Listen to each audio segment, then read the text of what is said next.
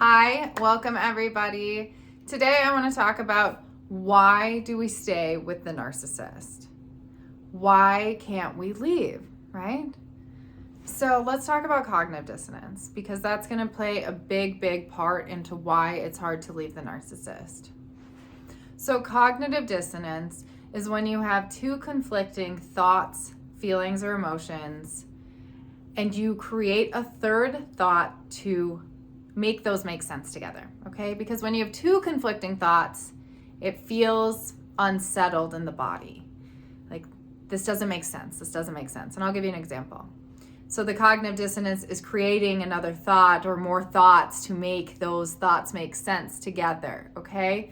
So this is true in all aspects of life, but for example, in an abusive relationship, two conflicting thoughts could look like this. My partner hurts me. I love my partner. So because these don't make sense, and it's almost like you need to give yourself permission to love someone that hurts you, right? They just don't make sense together. So our mind creates another thought to make these make sense. Maybe my partner doesn't hurt me. Maybe that was one time only. Maybe I'm overreacting. Maybe I'm just really sensitive and that's a normal way to behave in a relationship, right? So you're trying to make it make sense that you love them. Or maybe the conflicting thought is, I don't want to leave them. So to give yourself permission to stay, we minimize, right? The brain starts minimizing the abuse, catastrophizing our response to the abuse, right? So, like I said, it's true in all aspects of life, but the thing about narcissistic relationships is it really amplifies that cognitive dissonance because you don't just have two conflicting thoughts, right? You exist in two different realities. You're dating two very different people, right? Dr. Jekyll and Mr. Hyde. So you are flipping back and forth between two realities with this person. So some days, this is the most passionate, intuitive, empathetic lover you've ever had. They're in tune. They're telling you everything that you want to hear, right? It's like they can predict your needs before you. And then over here, you have this person that can't even understand why obvious things aren't okay. And they play dumb, or they're mean, or they snap at you, or they give you the silent treatment, or they don't respect you, or they abuse you verbally, or they gaslight you. Maybe they abuse you sexually. Maybe they control you financially. Maybe they've isolated you from your friends and family. Maybe they like when you feel bad about the way that you look, or the way that you walk, or the way that you talk, or the way that you breathe, or the way that you shop, or the way that you drive, or the way you do anything, right? So you have this monster, and then you have your lover.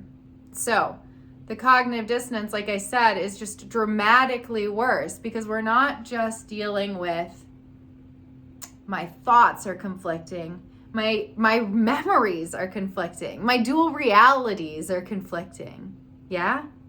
So the thing with cognitive dissonance is it's not something that's neither good or bad, or something that you can do or not do. Like, you're not unhealthy because you have cognitive dissonance. It's just a human part of the psyche. So what it comes down to is awareness. How do we combat the cognitive dissonance, right?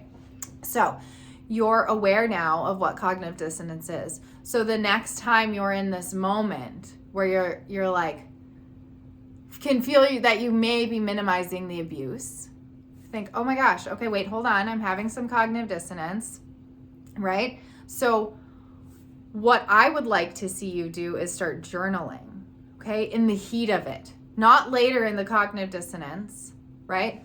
In the moment, I want you to journal, like after the argument, like when things are clear, right, before the mind's trickery, journal, write what happened. Write your perception, write what, because then when you're in cognitive dissonance, you have something that you can come back to and read and be like, okay, he or she really did say that. oh my gosh, it really was that bad.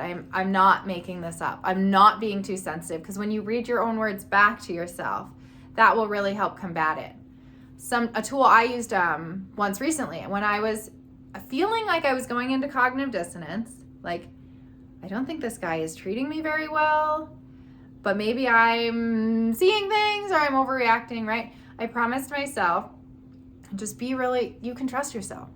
You know when you don't like how you're being treated.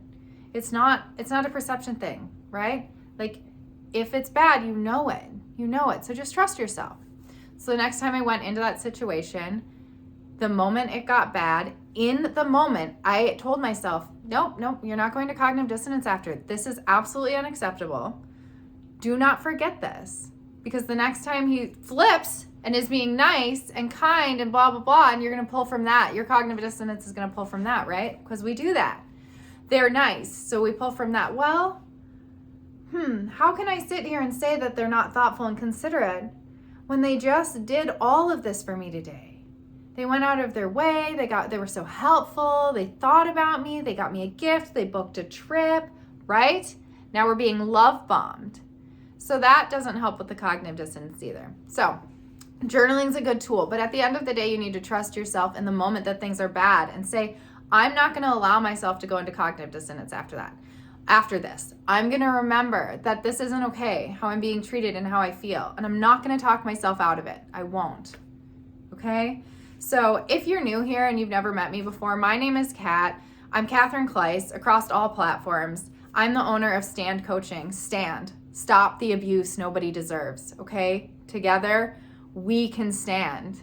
I stand, you can stand, we can all stand. So, like I said, I'm the owner of Stand Coaching. My name is Katherine Kleiss. I'm a trauma-informed coach in this field, and I just want you guys to have the tools that you need to go out there and deal with these narcissistic people in your life, because they're everywhere. They're in our lives. They're in all of our dynamics. They're at work.